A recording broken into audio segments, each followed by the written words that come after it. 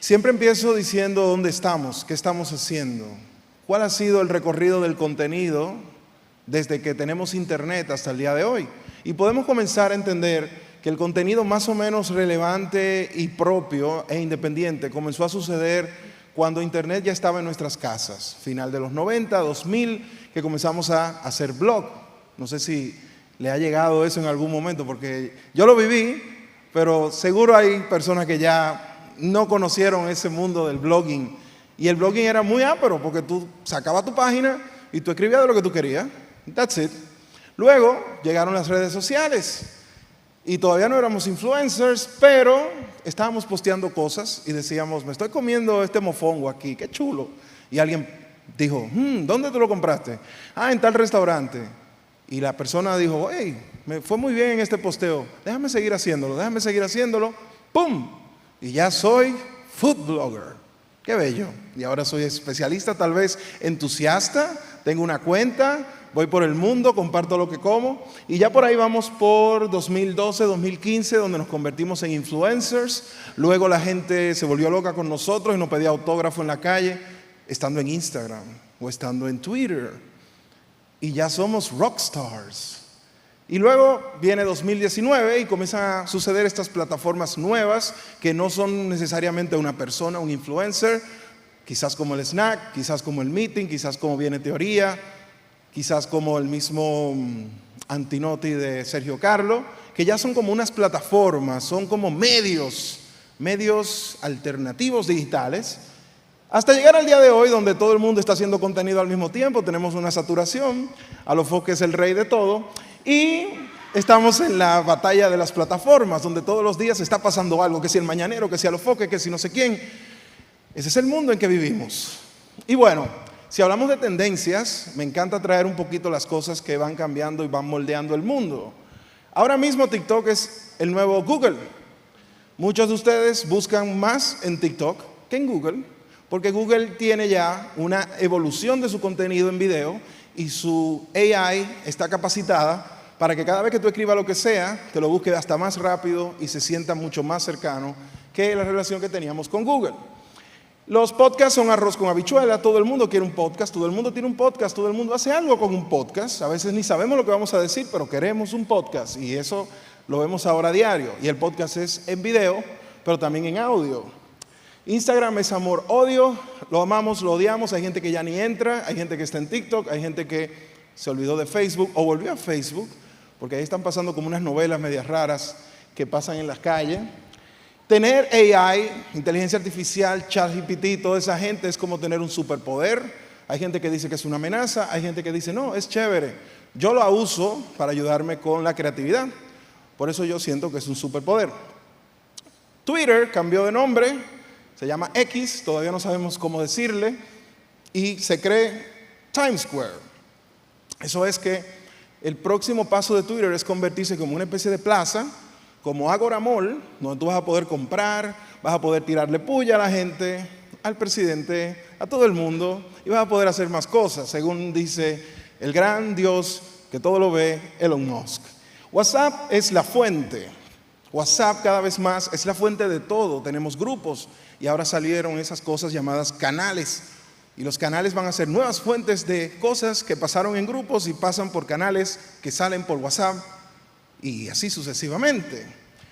Y nos encanta el chisme y nos encanta que nos cuenten las cosas como chisme, las noticias, como yo digo, el chismetelling, el storytelling cambió. Ahora yo quiero que me digan las cosas como si me lo dijera mi vecina, porque me cae bien, porque me hace sentir mejor.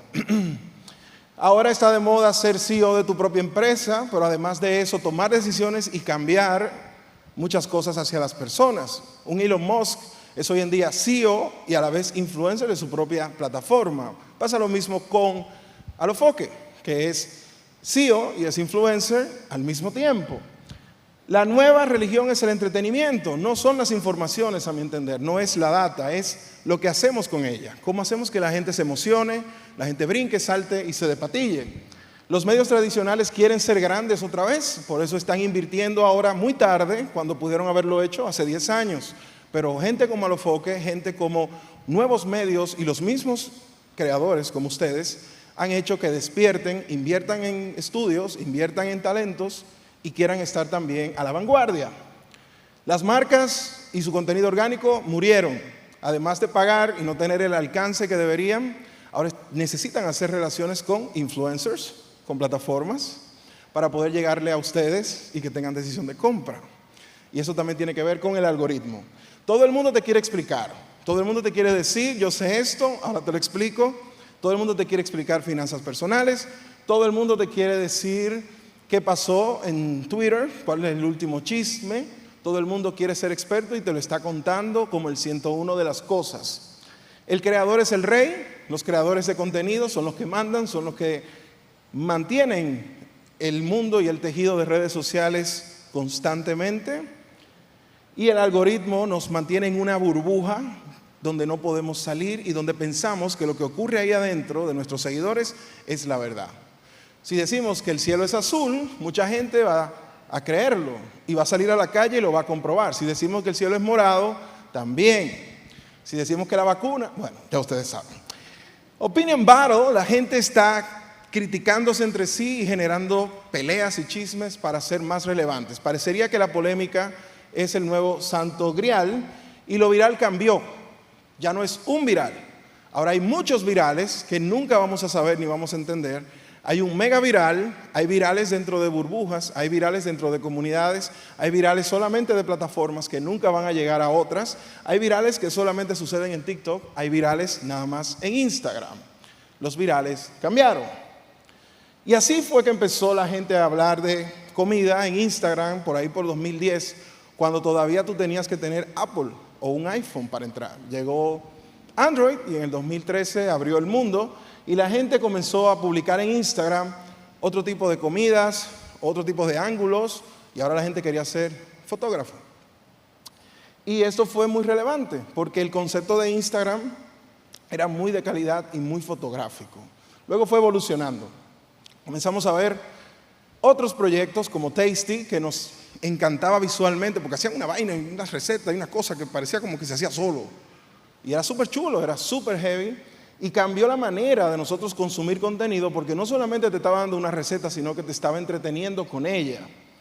Los blogs eran relevantes cuando se hablaba de comida, los mejores ingredientes, la mejor selección. Siguen estando ahí, pero ya el concepto de blog ha evolucionado muchísimo. Tal vez el podcast de hoy en día es lo que más se parece a lo que fue el blog.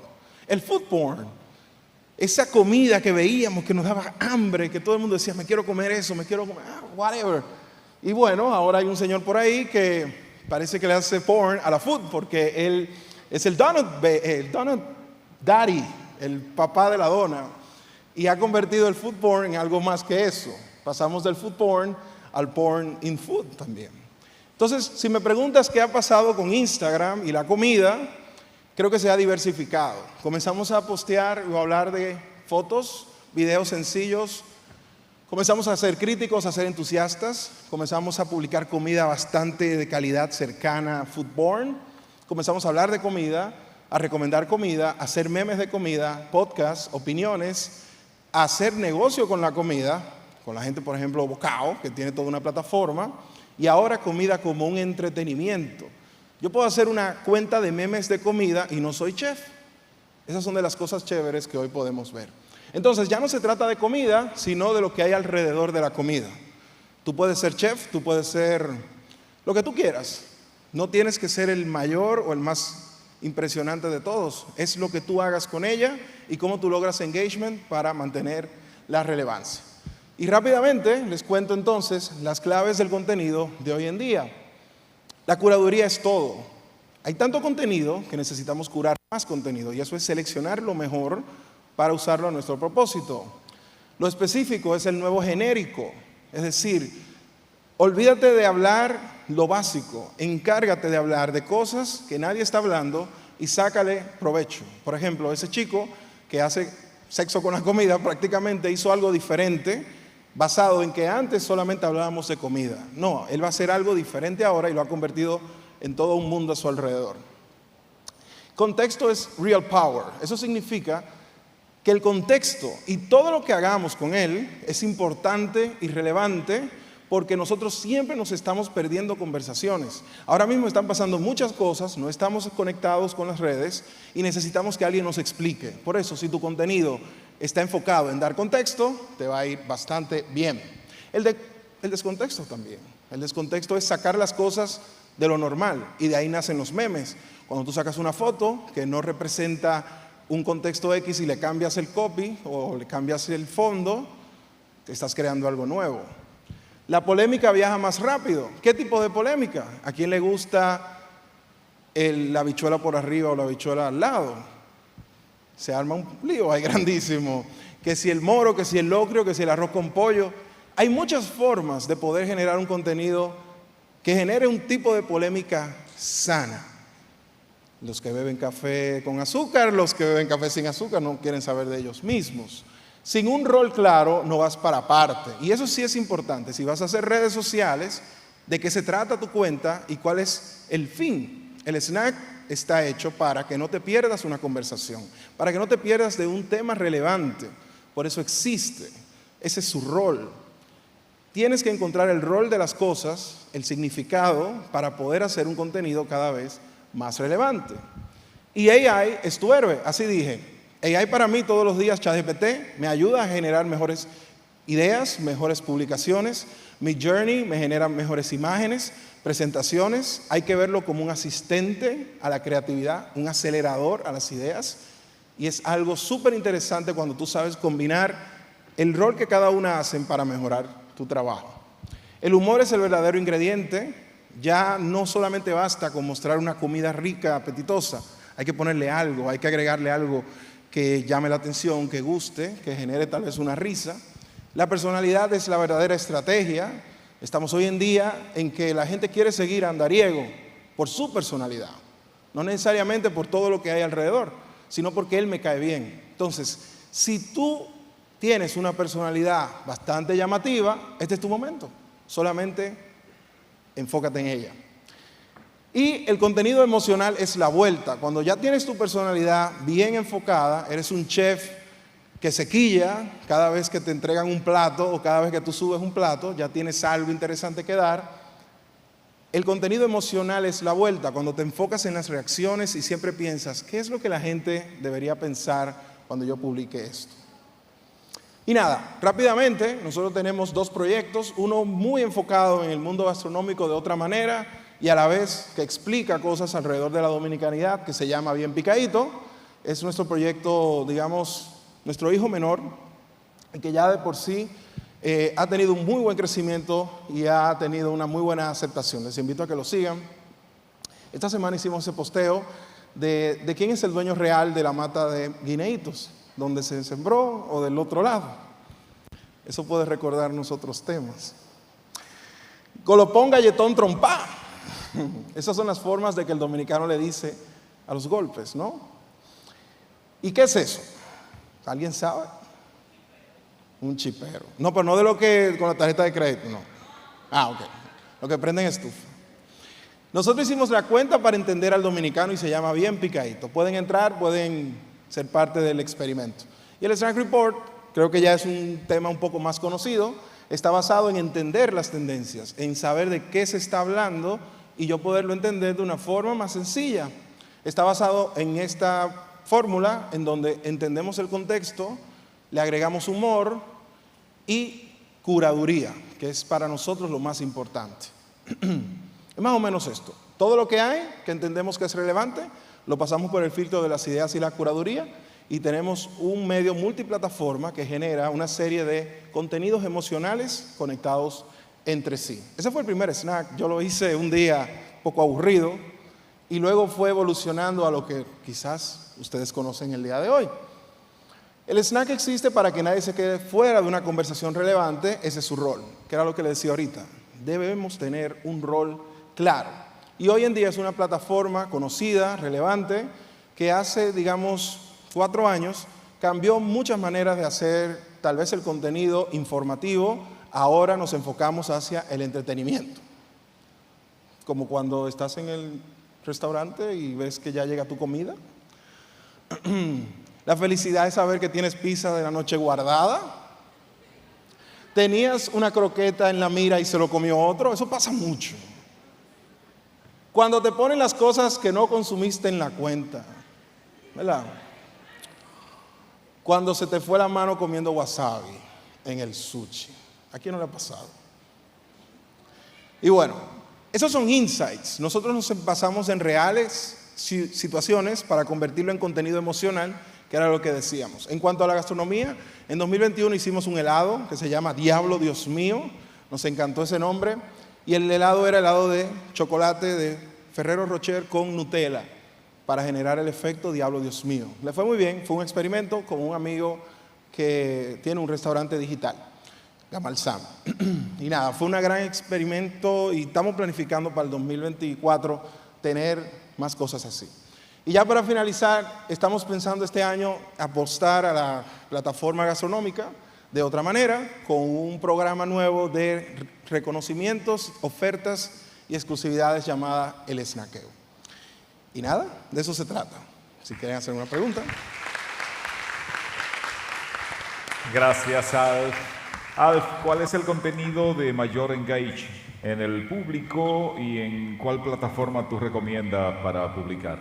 ¿Cuál es mejor? Cualquiera donde se sientan cómodos, porque, por ejemplo, a mí me gusta Instagram, pero a otra persona le puede gustar TikTok. Incluso Facebook sigue siendo relevante. Y los estados de WhatsApp son de los colmaderos, o sea que todo el mundo tiene su lugar. Es donde usted se enfoque y le dé para allá con mucha constancia. Bueno, hay para todos. Gracias, gracias, Alf. Dicen por ahí, ¿por qué será que lo que hace daño sabe como tan rico? Por ejemplo, cuando hay esas cositas fritas. Madeline Abreu. Hola, ¿qué tal?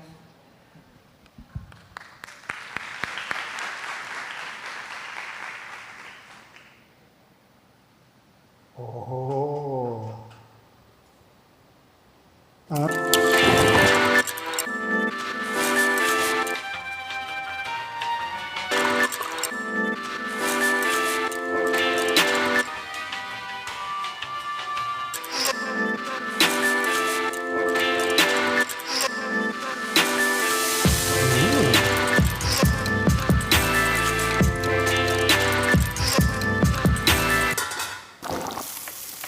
La vaina tiene que estar buena y punto.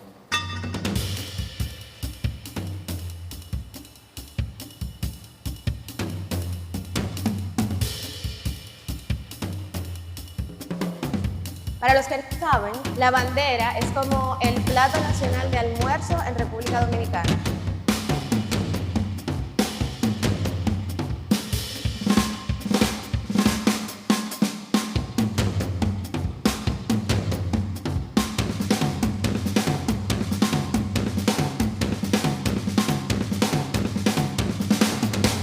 Entonces ese es gomay orosi, son 5 piezas.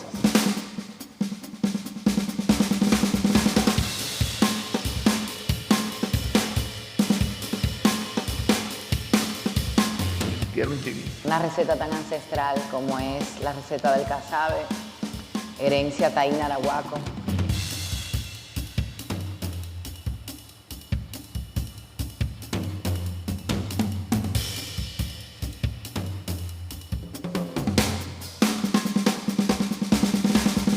El pan de agua es, por definición, el pan dominicano. Tienen que suscribirse al canal, darle like, comentar, compartir.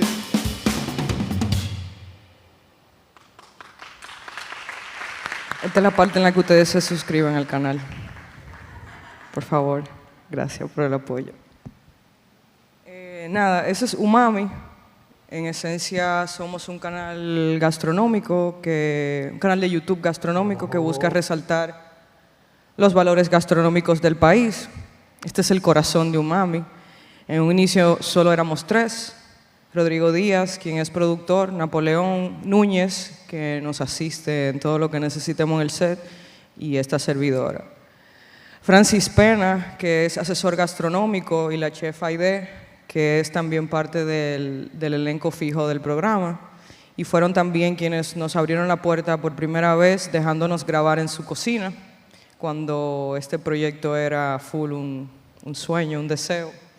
Y luego se integraron Aura, que nos da soporte en la parte de edición, Joel en la parte de coordinación de producción y Mikey, que también es un talento que nos ha dado mucho apoyo y es parte del elenco fijo del programa.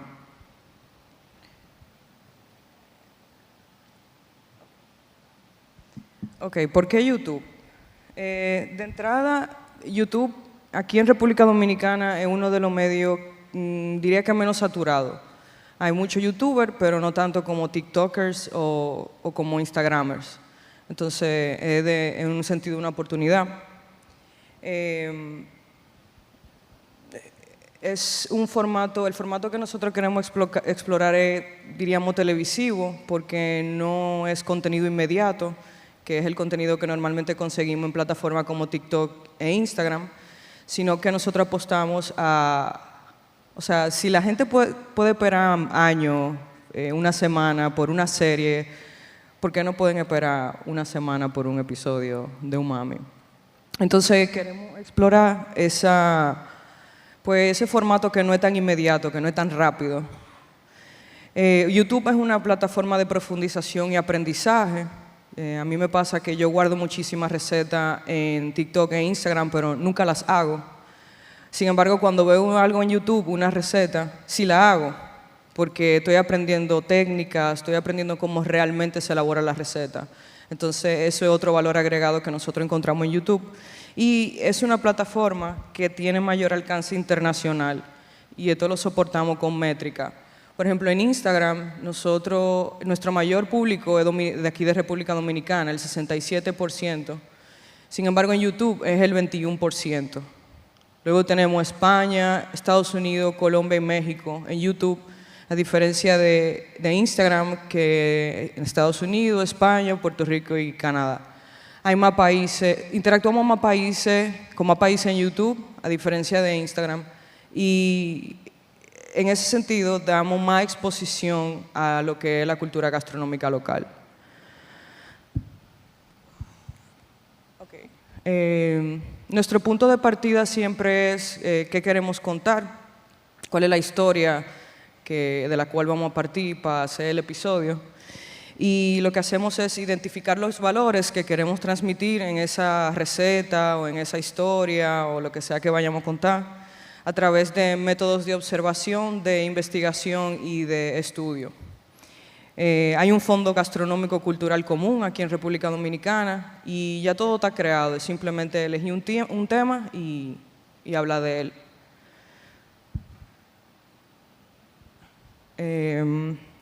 Ok, aquí le vamos a poner un video. Okay.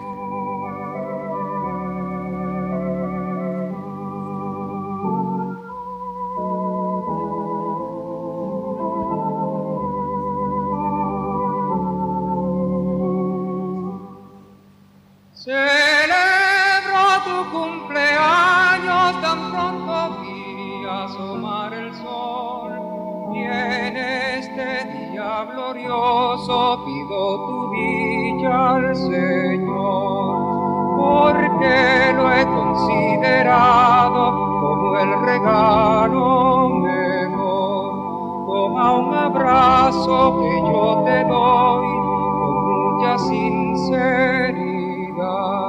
Toma mi abrazo, tu amigo soy, y mucha felicidad.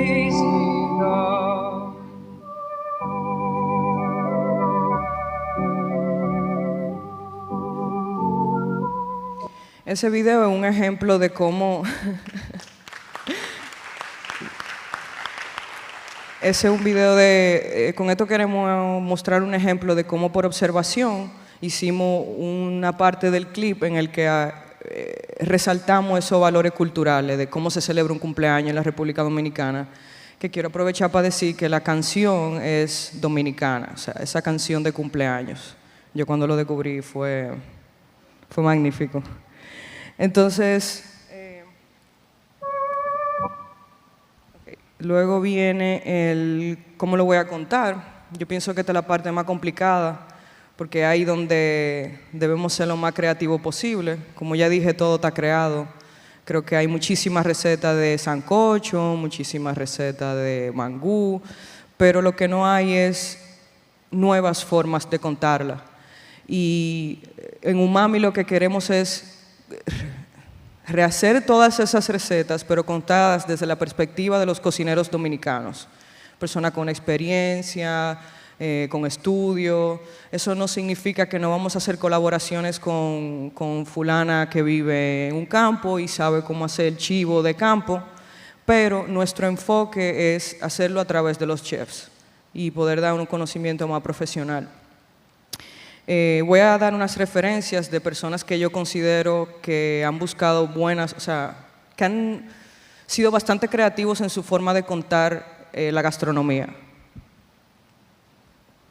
¿Recuerdan el campo comiendo las solitas o con arroz? La verdad indiscutible es que la arepita de maíz pega con todo. De esos antojos que nutren el alma y le dan un toque especial a cualquier almuerzo dominicano. Fácil de hacer y difícil de no comerse aunque sea 10. Los ingredientes: harina de maíz, leche, huevos, mantequilla, azúcar, sal y anís.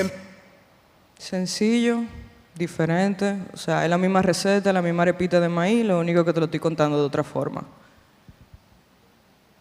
¿Recuerdan el campo? Y pusimos aquí a la cocina de Milka de ejemplo, porque... Okay. Dale. Ok, bueno, porque es un ejemplo de que tú no necesitas tener lo mejor equipo o la mejor producción del mundo para empezar a hacer video de cocina. A Milka le va bastante bien, tiene como 200,000 suscriptores. Ajá. Y ella está en su casa ahí, tranquila, con una camarita. Eso, oiga, buena.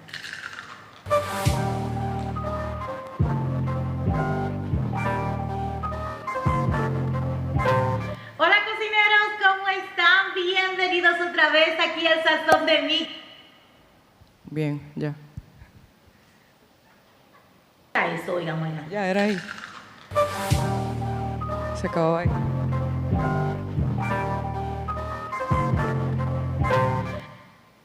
Ok. Entonces, nosotros quisimos traerles nuestra lista de pendientes cada vez que tenemos que hacer un episodio en YouTube. Esto es todos los pasos que tenemos que agotar para publicar un video, por si a alguien les sirve. Lo primero que hacemos es definir el talento. Una vez que se define el talento, si no ha estado antes en el canal, tenemos una reunión previa en la que conocemos al talento, lo que le apasiona, su cocina. Luego de eso definimos la fecha de grabación en conjunto, definimos el formato, si es un cooking show, si es una masterclass, si es un challenge o si es en exterior. Luego definimos la receta, el plato, el concepto.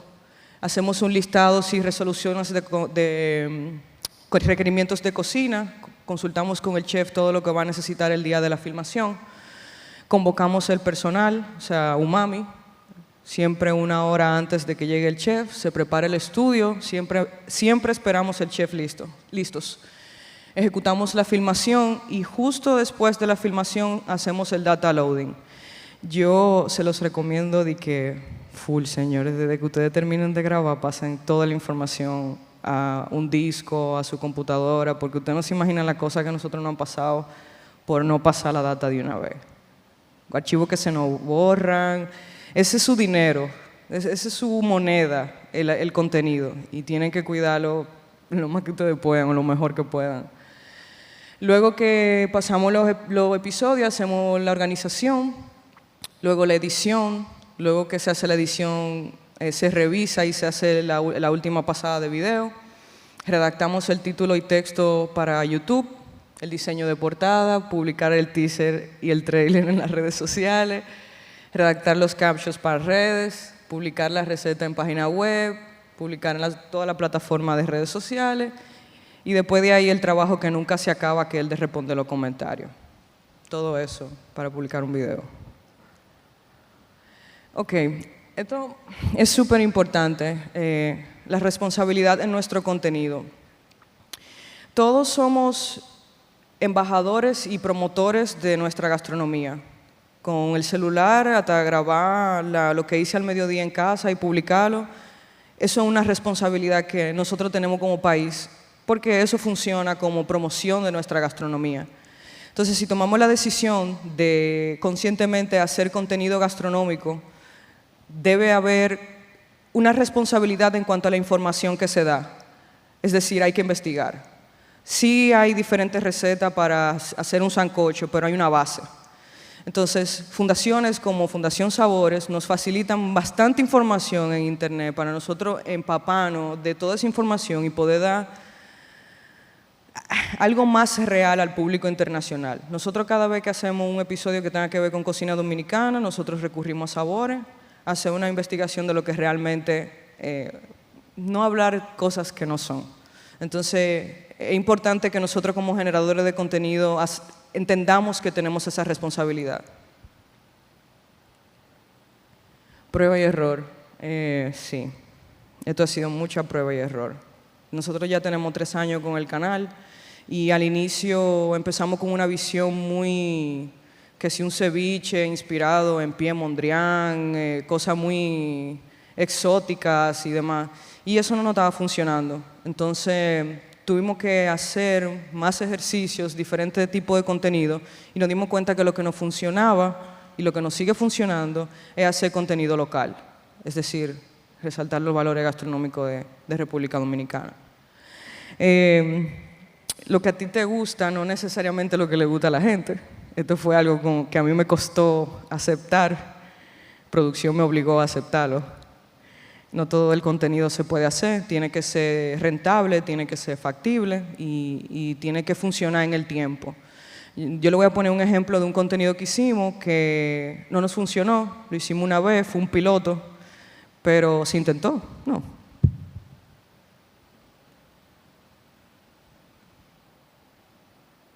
Bienvenidos a su show favorito de YouTube, Friendo y Comiendo. Estaremos viendo una serie de productos que nuestros concursantes van a tener que adivinar o acercarse lo más posible al precio real de ese producto en el mercado. 1900. El precio de venta de la harina de negrito es... Ven, prueba, adivina y gana. Pero lo intentamos, está bien. Pero luego hicimos otro tipo de contenido que sí funcionó y nos trajo muchas cosas buenas.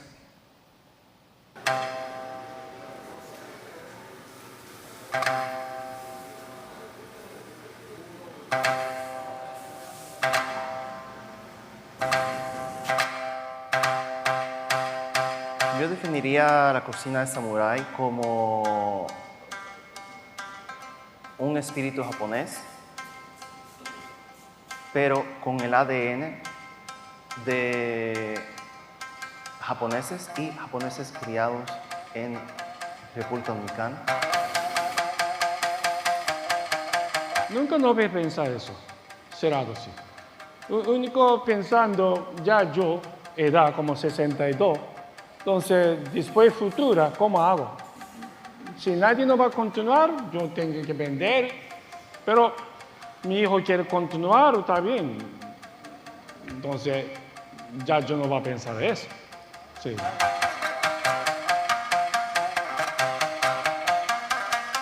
Me encantaría trabajar con más personas a este estándar, a esta visión en lo que queremos lograr, expandir la cultura japonesa y expandir lo que es comer bien. Así veo crecer Samurai.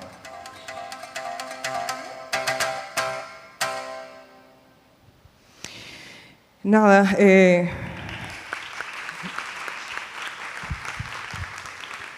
esto no es fácil, no se lo voy a vender, no, creo que he perdido la cuenta de la cantidad de veces que sentí ganas de no continuar, pero creo en el poder de nosotros como equipo y lo que podemos lograr para seguir aportando a los valores gastronómicos de la República Dominicana y creo que de igual forma o más, creo en el arduo y constante trabajo que están haciendo los cocineros de este país por elevar el estándar gastronómico.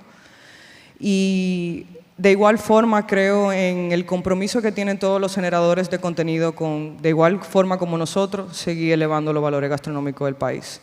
Entonces, nada, señores, esta frase se hizo súper popular una vez, pero en buen dominicano sería, denle con todo. Gracias.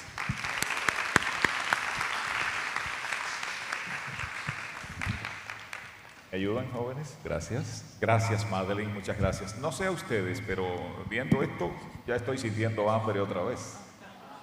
No sé si tú eres la culpable del asunto. Hay preguntas, pero vamos a guardar para hacerlas después de Gary, sí. No sé si se fijaron, este señor no se está tranquilo, moviendo los pies, es un andariego. Cuéntanos, Gary. Bueno, si hace 10 años me hubiesen dicho a mí que las redes sociales iban a sustituir la mayoría de los medios, por lo menos aquí en República Dominicana, yo no me lo hubiese creído. Todavía hace 10 años yo juraba que la televisión era la cúspide de los medios. Nosotros como proyecto empezamos literalmente produciendo contenido para televisión en un mundo que venía cambiando hacia las redes sociales y que nosotros no entendíamos. No lo vimos llegar, ni siquiera nos preparamos para eso. Un día una marca que teníamos como patrocinador en el programa de televisión nos dice, miren, pongan ese segmento de eso que ustedes hicieron en el programa, pónganlo en Instagram.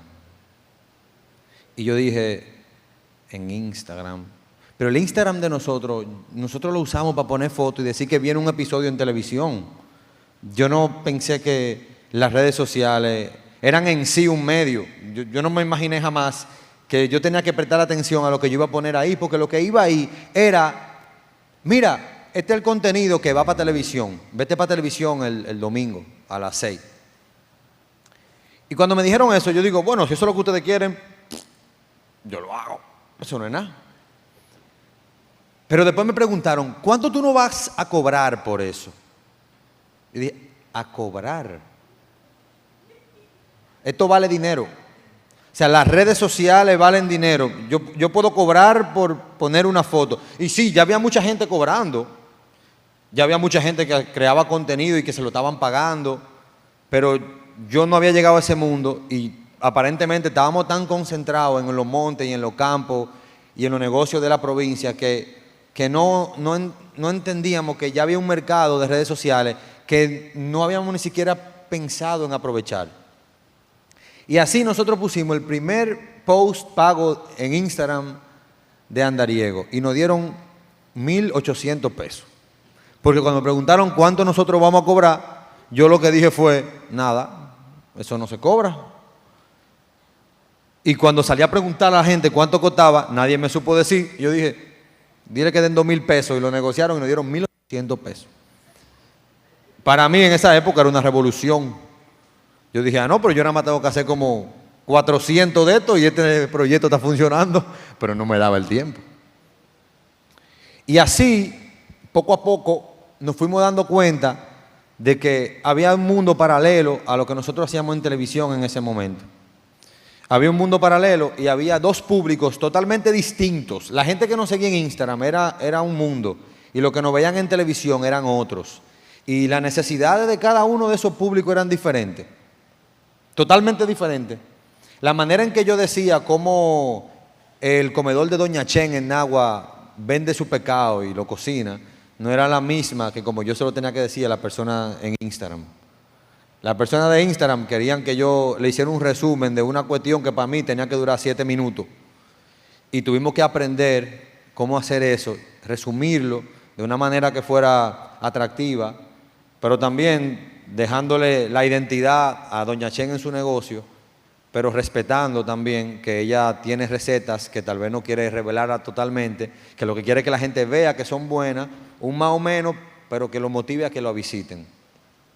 Y así fuimos mezclando Instagram, televisión, en Twitter nosotros siempre hemos sido flojos, yo eso no lo entiendo mucho, TikTok me pasó por arriba, yo no me di cuenta, todavía no me doy cuenta, yo subo cosas ahí, no lo entiendo. Un medio genial, pero imagínense, uno no puede entender todos los idiomas. Y llega la pandemia. Y en pandemia la cosa cambia. En pandemia televisión era una de las cosas más difíciles porque llegaron las clases virtuales. Y todos los espacios que había en televisión disponibles eran para dar clase a los muchachos. Y los pocos espacios que quedaban estaban carísimos. Y uno trabajando en un proyecto que todos los meses, buscándole la vuelta que uno anda, no podíamos darnos el lujo de pagar 3 o 4 veces lo que valía un espacio en televisión para hacer el mismo contenido y recibir tal vez menos beneficios porque los patrocinios estaban flojos, la gente no sabía lo que iba a pasar, estábamos en una pandemia y todo el mundo estaba recogido. Y dijimos, bueno, pero este es el momento de nosotros agarrar estos 11 años de episodios de Andariego y de ponerlo en YouTube. Vamos a cortar todo eso. Y recogimos todo el material en la oficina y organizamos todo el contenido y empezamos a colgar episodio por episodio desde la primera temporada de Andariego hasta la última en YouTube. Obviamente no estábamos pensando en que iba a ser negocio, no estábamos pensando en que no iba a ir bien, pero la gente tenía muy pocas cosas que hacer, todo el mundo estaba encerrado en su casa y aparentemente la chispa encendió y nos empezaron a seguir, nos empezaron a compartir, la gente nos empezó a escribir, llegamos a los 80,000 suscriptores, una velocidad inimaginable, la velocidad de la luz. Y nos dimos cuenta que las recetas de los platos típicos dominicanos eran las cosas que la gente más compartía, las cosas en las que más comentaban y era lo que más tiempo le dedicaban. Por primera vez en la vida nosotros teníamos la oportunidad de poder entender cómo funcionaba el contenido que nosotros producíamos, porque en televisión no te dicen nada, te mandan el rating del mes entero y tú ves cuánto tú marcaste en ese punto, pero tú no sabes por qué, ni en qué parte de tu programa la gente se fue, ni se quitó, porque te dan una hora de número que tú nunca entiendes. Ahora yo sabía que era lo que a la gente le gustaba, dónde la gente quitaba el programa, dónde llegaban más personas al programa, dónde lo adelantaban. Empecé a entender que la portada era importante, qué tenía que poner adelante, y empezamos a darnos cuenta que detrás del negocio del proyecto teníamos la responsabilidad de cumplirles a todos los negocios locales que estábamos promoviendo en el proyecto. Porque si yo voy a hacer un episodio en tu restaurante, lo que tú esperas es que vaya gente a tu restaurante. Entonces dijimos, bueno, ahora ya esto, con toda esta información, se tiene que convertir en cómo yo optimizo el tiempo para que no sea lo suficientemente largo para que lo quiten, pero que sea lo suficientemente interesante para que la gente se motive y vaya a donde esa doña o donde ese señor. Porque la verdad es que hay en República Dominicana muchísimo contenido de comida, pero tal vez doña Mayra en Sabaneta se le hace imposible competir con un restaurante en Santo Domingo en cuanto a contenido. Y las redes sociales, de manera práctica y como yo lo veo, funcionan para 3 cosas. En el mundo gastronómico, en mi cabeza, mía, como yo lo veo desde un simple espectador, porque no tengo negocio de comida, funcionan porque le dan una personalidad al negocio. Eso es lo primero. El que ve la cuenta de Instagram de un negocio, lo primero que entiende que esa cuenta de Instagram es un ente, una persona, un espíritu, un Dios, un santo, una doña, un don, es algo. Eso es algo que se comunica, que habla. Y de esa misma manera te da a ti como una confianza en el negocio, confianza en comprar en el negocio. Y los negocios que han logrado esa confianza y que han logrado esa comunidad, ven los beneficios muy rápido. Otra cosa que logran es que en las redes sociales hay un medio infinito de posibilidades, mundial. En el mundo entero te pueden ver tu negocio. Y tú no necesitas mucho dinero. Cualquier persona con un negocito, con buena creatividad y con tiempo y con dedicación, puede lograr que su negocito, por más pequeño que sea, lo vea en el mundo entero, que una foto, que un post, que un video se haga viral. Cualquier yaniquequero puede hoy en día lograr que su yaniqueque se vea en Suiza. Solamente tiene que ser creativo. Ya no hay que destinar 10 millones de pesos a un comercial. Eso se acabó. Pero lo tercero es que desde el punto donde estamos nosotros, donde está todo el que crea contenido, a veces no nos damos cuenta, pero nosotros modificamos las costumbres alimenticias de las personas. Hoy tú estabas a dieta y tú no querías comer helado, pero yo vengo y te pongo un post de un helado delicioso y le está cayendo dulce de leche por arriba y tú dices, se jodió la dieta, hoy yo voy a comer helado. O tú ordenaste o pensabas ordenar una pechuga de pollo con ensalada verde y ustedes ponen ese picapollo o ponen un pescado a la plancha con una loma de arroz, se jodió la ensalada y la pechuga. Se fuñó, no hay forma. Y no nos damos cuenta, pero estamos seduciendo a la gente. Mira, cómete esto, mira, cómete aquello, cómete esto, cómete aquello, deja eso, esto es mejor. Fulana vende la mejor empanada de huevo de República Dominicana. Yo no he probado toda la empanada de huevo de República Dominicana. Pero para mí, en mi mente, es la mejor, porque es la mejor que yo he probado. Y yo lo vendo así.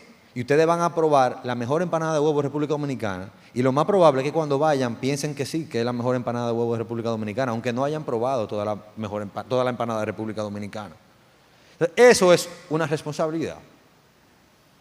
Nosotros nos dimos cuenta de eso y dijimos, bueno, ahora que la gente entiende que lo que nosotros decimos es real, como decía el snack, porque uno le cae bien, porque tenemos una personalidad y la gente se siente identificada con nosotros, o se parecen a nosotros, o entienden que sus gustos y los nuestros son similares, ahora nosotros tenemos que concentrarnos en que lo que vamos a decir del negocio sea verídico, sea confiable, pero sobre todas las cosas que beneficie al negocio, porque el negocio que estamos promoviendo probablemente no pueda competir con ningún otro negocio en Santo Domingo o en los medios digitales.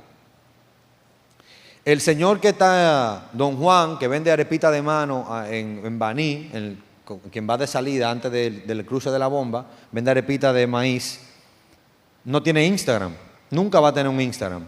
El celular de él es un Alcatel de lo que tienen la matica de coco, que el fondo, que prende la lucecita, que no es una animación, sino una foto con una luz.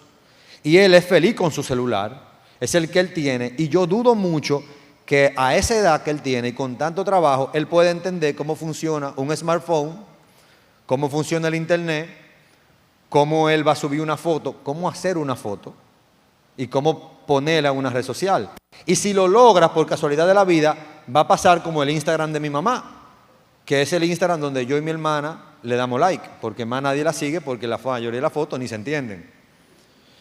Entonces, nosotros llegamos al lugar y decimos, ¿cómo yo puedo ayudar a don Juan? Ya que yo estoy seguro de que él no va a poder colocarse en el mundo digital, él necesita que lo promuevan, y la manera más cómoda y más rápida de promoverlo es con las redes sociales.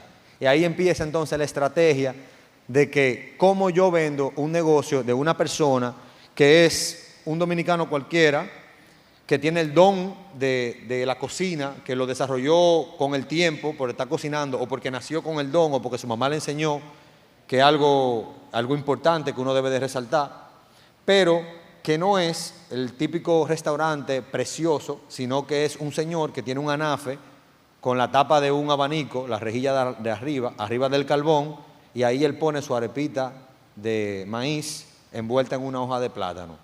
¿Cómo hacemos que eso se vea bonito? ¿Cómo hacemos que se vea dominicano? ¿Cómo hacemos que la gente se enamore de eso? ¿Y cómo hacemos que la gente se enamore del don para que vaya a comprar la arepita? Porque ya el negocio no es mío, es de él. Entonces el protagonista es él. Y él tiene que llegar, la gente tiene que llegar a él porque le gustó su personalidad y su comida. Entonces ahí cambia el juego totalmente. Y nosotros hemos logrado identificar en cada uno de esos lugares 3 cosas que no nos deben de faltar. Primero, la historia de cómo él empezó su negocio y cómo aprendió a hacer lo que él vende. La gente va y come la arepita porque entiende que él sabe, pero para entender que él sabe, él tiene que decir por qué él sabe. ¿Por qué él sabe? Ah, no, mira, mi mamá hacía arepita hace 20 años y yo era del negocio. Ah, ya estamos hablando, empezó la cosa. Él tiene que saber porque, oye, su mamá tiene 20 años vendiendo arepita. Ya él sabe automáticamente, puede ser que él no sepa nada, pero ustedes escucharon eso y él sabe. La verdad es que sabe. O sea, estoy poniendo de ejemplo, pero él sabe. Lo segundo, debe de verse apetecible. Muchas veces difícil. Y a un puesto de empanada, a la hora pico, cuando está en su buena, y tú hacer que eso se vea estético, no para nosotros los dominicanos, porque eso es la costumbre de nosotros, Pero para una persona que no vive aquí, tal vez un dominicano en el extranjero, o una persona que sea del exterior, que no haya nacido aquí, explicarle cómo una empanada tú la armas, después le haces un hoyo y después le echas el huevo crudo y después la tapa de nuevo y después la echas a freír. Para tú lograr que eso se vea estético, bonito, tú tienes que desarrollar un arte que solamente se logra con la práctica. De llegar y saber dónde tú vas a limpiar, dónde tú vas a ubicar la comida, de cómo él va a poner la mano para que usualmente, señores, la persona que trabaja en comida, en pueblo, en campo, tiene la mano bastante maltratada.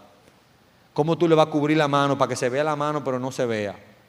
Porque la comida tiene que verse estética, tiene que verse limpia, tiene que verse bonita, sin importar las condiciones en que esté el negocio, ni las condiciones que esté la persona. Y lo tercero, que es también muy importante, es uno con el tiempo crear una conexión con las personas que les brinde confianza, porque el que prueba la comida al final es uno. En el caso de Andariego, yo.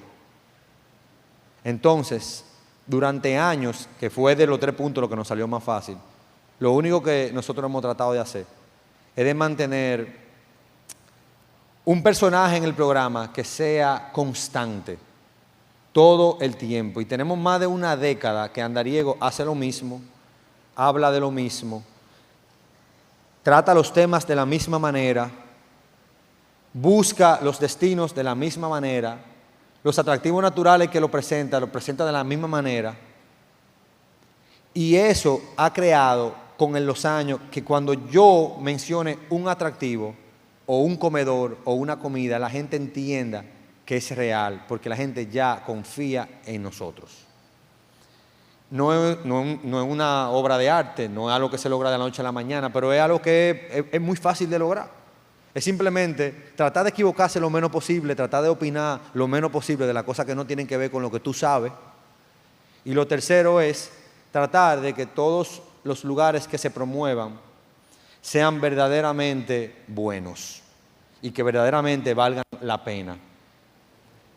Porque a veces uno quiere ayudar a alguien, pero esa ayuda desayuda a todos los demás que tú vas a ayudar en el futuro, porque termina siendo el comentario de no vaya porque ese lugar es malo. Entonces, eso es lo tercero, lograr la confianza de la gente para que en el momento en que esa arepita, que ya él explicó cómo él aprendió a hacerla, ya tú viste que se veía bonita, que se veía buena, que se veía calientica con el humito, que cuando yo la pruebe diga, ay, qué buena esta arepita. Esta es la mejor arepita que hay en Baní. Que cuando ustedes vean eso, ustedes digan, es verdad que buena, vamos para allá a probarla. Y para mí, esa es la función, por lo menos, de nosotros como Andariego en los medios digitales. Lograr que con ese trabajo se puedan promover los platos típicos dominicanos, los negocios locales, mientras más pequeños mejor, porque tienen mucha más identidad y a nosotros ya entendemos que se nos hace más fácil grabar un negocio pequeño que uno grande. Pero también apoyar ese mercado local, motivándolo a todos ustedes a que vayan al interior y hagan lo mismo que nosotros. Se den un chapuzón, se beban un agua de coco, coman donde una doña y duerman en un hotelito barato. Eso era todo. Gracias. Gracias, Gary de Arriba. Hay preguntas para Gary y para Madeline. Un momentito, Laura. Sí, claro. Queremos aprovechar para algunas preguntas que llegaron acá. Estamos transmitiendo directamente para la Dirección General de Impuestos Internos. Les advierto, y están preguntando acá, ¿cómo les ha ido con la monetización? ¿Cuál ha sido la experiencia? ¿Quién quiere empezar? ¿Empiezo yo? La pregunta fue... ¿Cómo nos ha ido con la monetización? ¿Con YouTube? Sí. Bueno.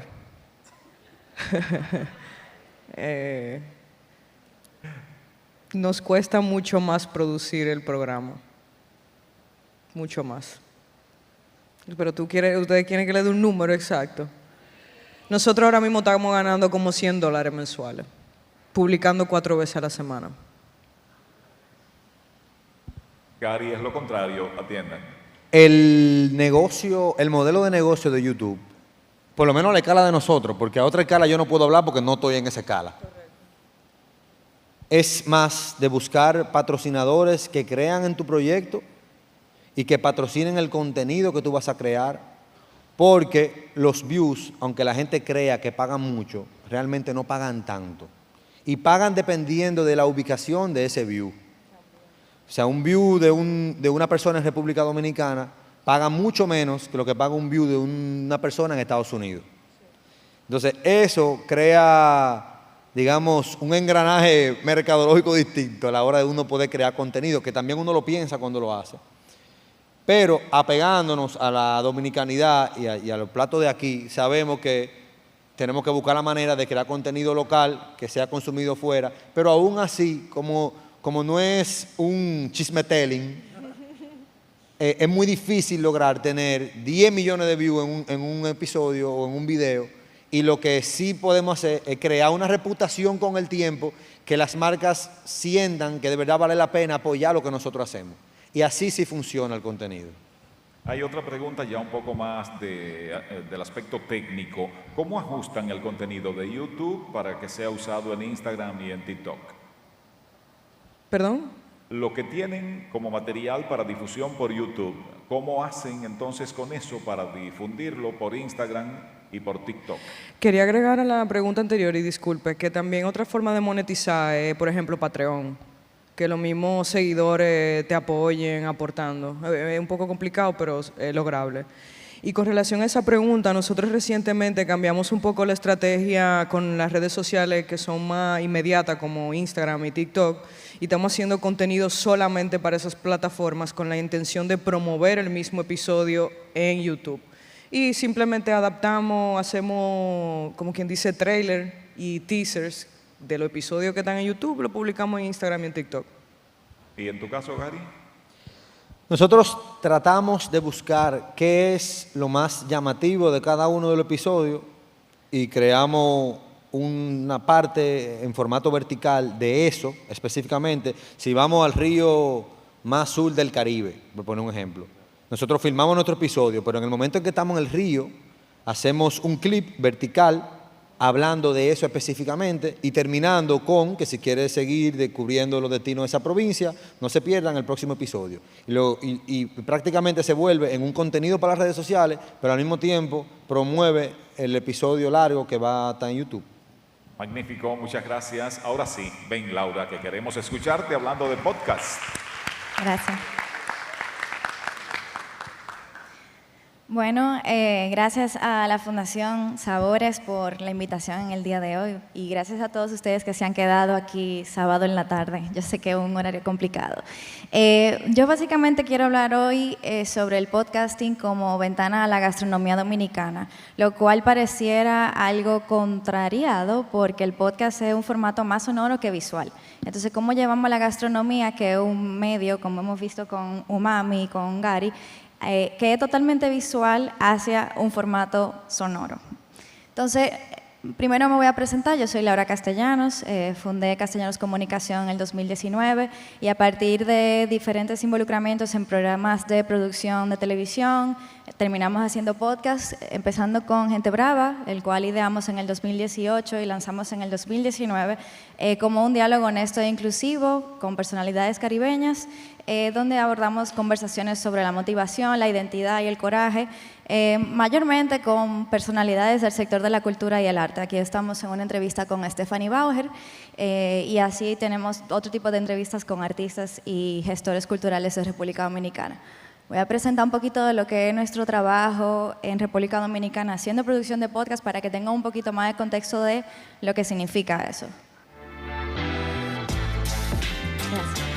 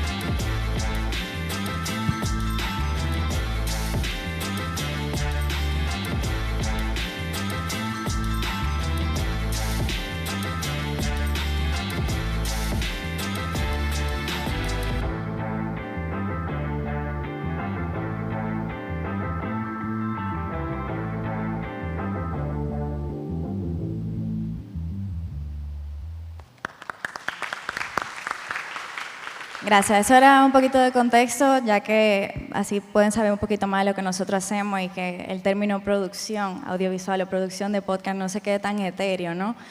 Nosotros somos como el caballo de fuerza de los proyectos que hacemos que este tipo de proyectos de podcast y audiovisuales pasen, básicamente. Entonces, hablando ya un poquito más en materia, los podcasts como en formato y por qué están funcionando en el día de hoy, se debe a que son una experiencia que los usuarios buscan deliberadamente. El deliberadamente es uno de los elementos principales que hace que el podcast sea diferente, por ejemplo, a la radio. En la radio nosotros estamos sujetos a lo que diga el programa de radio en ese momento específico, si lo podemos escuchar cuando estemos en el carro escuchando esa emisora específica. Con los podcasts tenemos un menú amplio de cualquier tema, de cualquier nicho, subtema, lo que ustedes quieran, un menú súper amplio en lo cual podemos coger lo que queramos en el momento que queramos. Entonces, eso ha generado compromiso. O sea, es un formato que combina elección y comodidad y por tanto una lealtad con las personas que dirigen o lideran esa conversación. Transforma el acto de escuchar en pasivo e inactivo a activo y comprometido.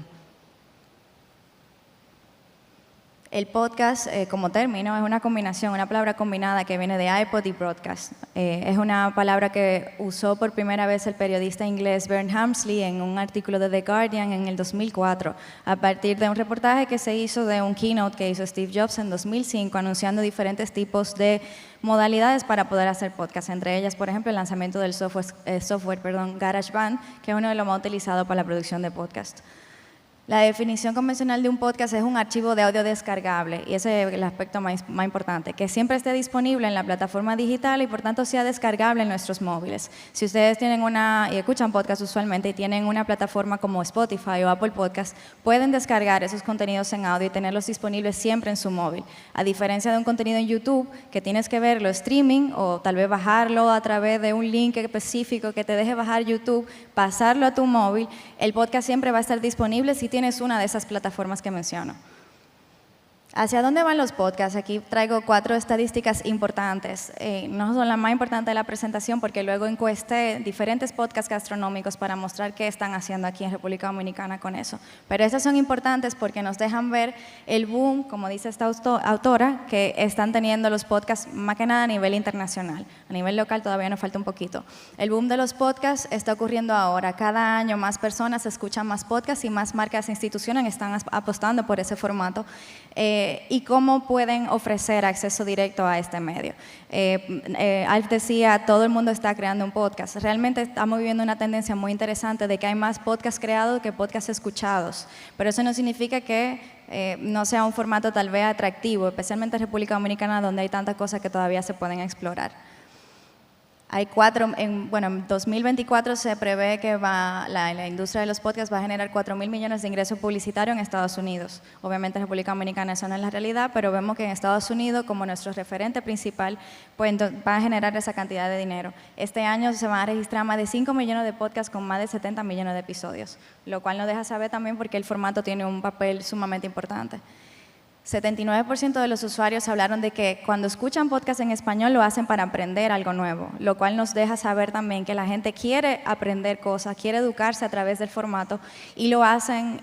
Y los podcasts en encuestamos gastronómicos a nivel local nos demostraron eso, que lo están haciendo con un sentido muy didáctico, un sentido muy educativo, de querer mostrar cómo se hace una receta, cuál es el restaurante al que le está viendo la gente, cuáles son las recomendaciones en ese sentido. El 63% de los oyentes que escuchan podcast lo hacen mientras realizan tareas del hogar. Otras tareas populares son caminar, cocinar y conducir. El 66% de los podcasts, de los oyentes que escucharon podcast dijeron que lo descubrieron por las redes sociales, lo cual nos deja ver por qué hay una tendencia más de agregar videos a los podcasts para poder promocionarlos en las redes sociales que premian video. Ok, esta es mi parte favorita, que son las estadísticas que hicimos de los podcasts locales gastronómicos. Entrevistamos a No al Microondas, que es, como se dice su eslogan, un podcast para jartones, o sea, básicamente un podcast de foodies. Entrevistamos a Dame la Cuenta Podcast, que es el podcast de Bocao, la plataforma de contenido gastronómico. Entrevistamos a Recaíto, que es el podcast de la Fundación Sabores, y a Sopao Podcast. Entonces, ¿qué observamos en esta encuesta? Primero, que la mayoría está haciendo formato de entrevista, porque es a nivel de valor de producción de podcast, es un formato bastante fácil de hacer. Tiene sus retos, pero es de los formatos más fáciles de hacer. Y luego, otros dijeron que hacen un formato híbrido. A veces tienen más de 2 invitados y se convierte en algo más panel, y otras veces sí están entrevistando uno a uno. El objetivo principal de la mayoría de los podcasts son promocionar la gastronomía local, educar sobre técnicas culinarias, entrevistar a chefs, y solo un 25% dijo que solamente lo hace por promocionar la gastronomía local. La audiencia principalmente son todas las que se ven aquí, amantes de la comida, chefs profesionales y turistas. Solamente un 25% dijo que se dedica solamente a amantes de la comida. Recurrencia de publicación, la mayoría, en 75% está publicando semanal, o sea, 4 episodios de podcast al mes, lo cual, debo decir por experiencia, es un gran compromiso de recurrencia. Es la recurrencia que mayor funciona, pero es la que más energía y tiempo te va a tomar. Solamente un 25% lo hace 2 veces al mes. Los temas principales pues son diversos, de experiencias, noticias, actualidades, conversaciones diferentes e historias sobre una receta que salió mal o una entrevista con un chef específico que hace un plato específico criollo. Dieta criolla, recomendaciones, oferta gastronómica en Santo Domingo, que la verdad es que es una oferta gastronómica bastante amplia que puede competir con otras ciudades del mundo. Mayormente, o bueno, un 50% dijo que está incorporando segmentos, y cuando hablo de segmentos hablo de una categoría de contenido que veíamos mucho en la radio o vemos mucho en la radio y que ahora se ha, vamos a decir, adaptado a los podcasts. Cuando hablamos de segmentos, eso podría significar, por ejemplo, historias, una anécdota específica cocinando arroz blanco, o una anécdota específica sobre cómo hacer la mejor habichuela guisada, podría ser algo. A nivel de promoción, pues Instagram es la plataforma principal que observamos en la encuesta. La mayoría están sacándole provecho a las listas de difusión que tiene Instagram, que es un feature que es bastante reciente. Otros dicen que lo hacen a través de Reels, publicaciones colaborativas, en el cual si invito a una persona a mi programa de entrevista, esa persona también hace una publicación, así nosotros podemos como proyecto de podcast llegar a las audiencias de esa persona. Mensaje masivo, muchos dicen también que se han ido a la prensa cuando tienen algún tipo de contenido de podcast que sirve para contenido noticioso, pues se lo regalan a la prensa como una forma también de alcanzar nuevas audiencias. Patrocinadores y anunciantes, pues el 75% no tiene o no ha tenido realmente en su proyecto de podcast, lo cual, la verdad, lamentablemente no es inusual. Primero porque estamos hablando de que ya como proyectos de contenido hemos visto que está lleno de retos. Los patrocinadores todavía, vamos a decir que se inclinan más al contenido más de entretenimiento, más de redes sociales, más masivo. Y el podcast, en esencia, es un formato de nichos, la verdad. Es un espacio más de reflexión, es un contenido más pensado y con mayor valor de producción. La mayoría no ha tenido patrocinadores, pero el 25% de los encuestados sí dijo que ha accedido tal vez a giveaways que hace una marca de comida o de bebida, y a través de esos mini nichos que siguen ese podcast, pues funciona.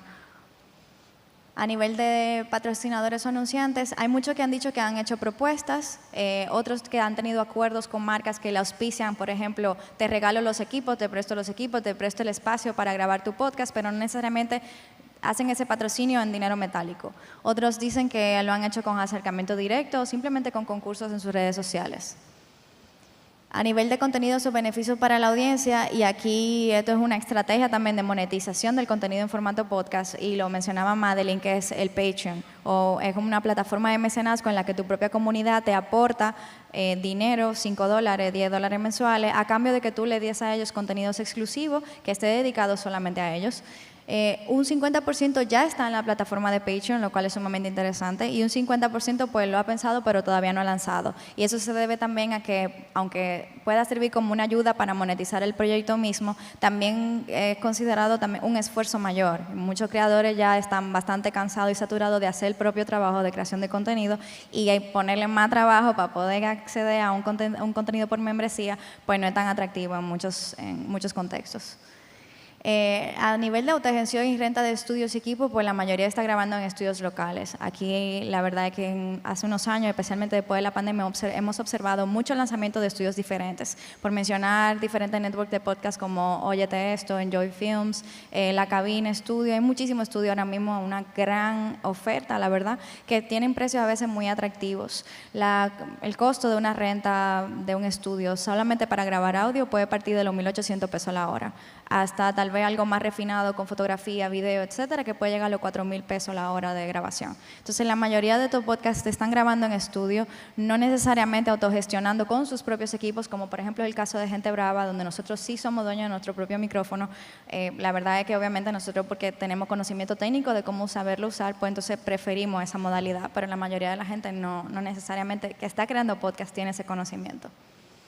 Retos comunes, pues obviamente lo visual versus lo sonoro. A nivel de sector gastronómico necesita videos en Reels, apoyo visual con el cual vender el podcast, pero también con el cual vender el contenido gastronómico, porque es un sector mucho más visual que sonoro.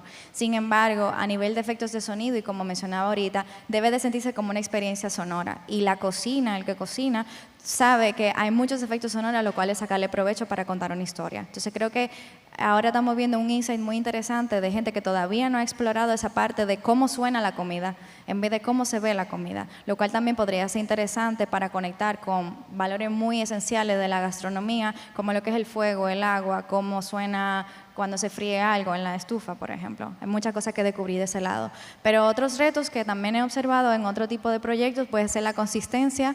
Es difícil mantener un proyecto de podcast a lo largo del tiempo por un tema de monetización, de sostenibilidad. Hay un valor alto de producción y básicamente hay que dedicarle mucho tiempo y energía. La mayoría de la gente no cree que es así, porque al ser un formato tan nuevo piensan que tal vez sentarse simplemente, prender un micrófono y hablar lo que sea. Pero realmente se necesita pensar en un contenido que sea diferente para poder competir en las plataformas de podcast, porque si no, al 10º episodio, de hecho hay un porcentaje que es bastante triste, yo diría, más del 90% deja su podcast en el episodio 21, y es básicamente por una falta de estructura, de una planificación previa para saber qué conlleva realmente tener un proyecto como ese, cuánto cuesta y qué debería de aprender y si no, subcontratar.